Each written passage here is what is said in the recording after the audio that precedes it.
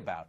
Over the weekend, speaking of television, CNN President Jeff Zucker declared that anyone who isn't spreading fear of Russia is doing the bidding of Russia.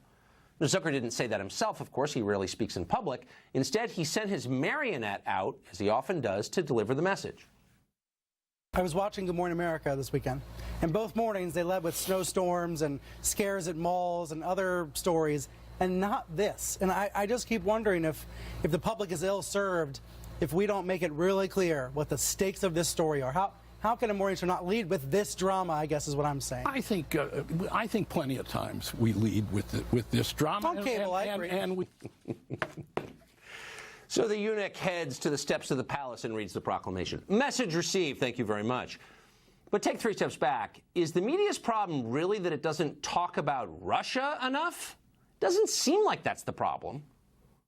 Whether the president was working for Russia. Whether Donald Trump was secretly working on behalf of Russia. Whether Trump was secretly working on behalf of Russia. Whether President Trump was secretly working on behalf of Russia. Whether the president was secretly working with Russia against America. Whether Trump was secretly working on behalf of the Russians. Whether Trump was secretly working on behalf of Russia. Whether President Trump was working on behalf of Russia. Whether President Trump was working on Russia's behalf. Whether the sitting president was secretly working for Russia. Whether President Trump was working for Russia from the Oval Office. Does every show on cable news have the same writer? Well, yeah, it's the DNC.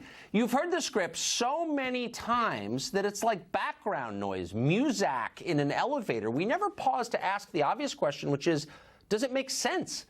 Does what they're saying logically add up, that Trump is doing the bidding of Russia? I don't know. Let's assess it just for a second. If you were Russia, let's say you're Vladimir Putin, how would you try to undermine American interests? Well, you'd probably try to get America stuck in costly, expensive foreign wars. You'd look at Iraq and Afghanistan, you would say, those wars have made America much weaker. Why not try and replicate that experience in, say, Syria and Libya? You might encourage America to do that. You might also encourage the U.S. to adopt a self-destructive energy policy.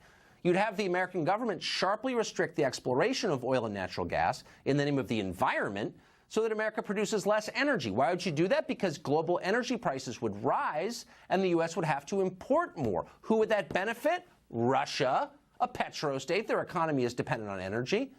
But Trump, and this is weird behavior for a secret Russian agent, has done just the opposite of that. The United States, for the first time in my lifetime, is an energy exporter. In fact, it's the largest producer of oil and gas in the world. Is that good for Russia? No, it's not. Who's pushing the opposite? Oh, weirdly, it's the left. They're the ones pushing a Green New Deal that would have this country shutting down oil and gas wells across the nation. Someday we're going to look back in shame and confusion and wonder how so many supposedly smart people went completely off the deep end. That's the task for future historians. For now, it is time for some radical transparency. Last fall, the president ordered the declassification and release of Carter Page's FISA application. How did an American citizen, who clearly didn't act as an agent for Russia, have his phones tapped and his email read by the federal government? On what basis? We have a right to know that. We still don't. So the president ordered it. He also ordered the unredacted release of all text messages related to the Russia investigation sent by Jim Comey, Andrew McCabe, Peter Strzok, Lisa Page, and Bruce Orr, the FBI officials. Well, instead of releasing them, the Department of Justice dithered for reasons that were never really clear. The president got distracted, and we've never seen those documents.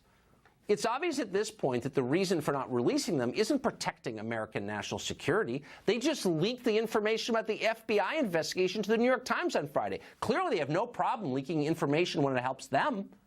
They haven't been released because those documents might embarrass the FBI. This endless shadow investigation has caused vastly more harm to this country than any Russian Facebook ad. The president should order the declassification of all documents related to this. It's clearly an abuse of federal power. If you want to restore confidence in the federal government, bring in some sunlight. Tell the DOJ to do that. And if DOJ personnel refuse to do that, fire them and replace them with people who understand that they serve elected leaders, which is to say the electorate, which is to say voters, the people, and not the other way around. The president appears afraid to do this. He seems to be intimidated by his own lawyers. But why? What can official Washington do to him now? Call him a Russian agent? Plan to impeach him? Too late. They already have.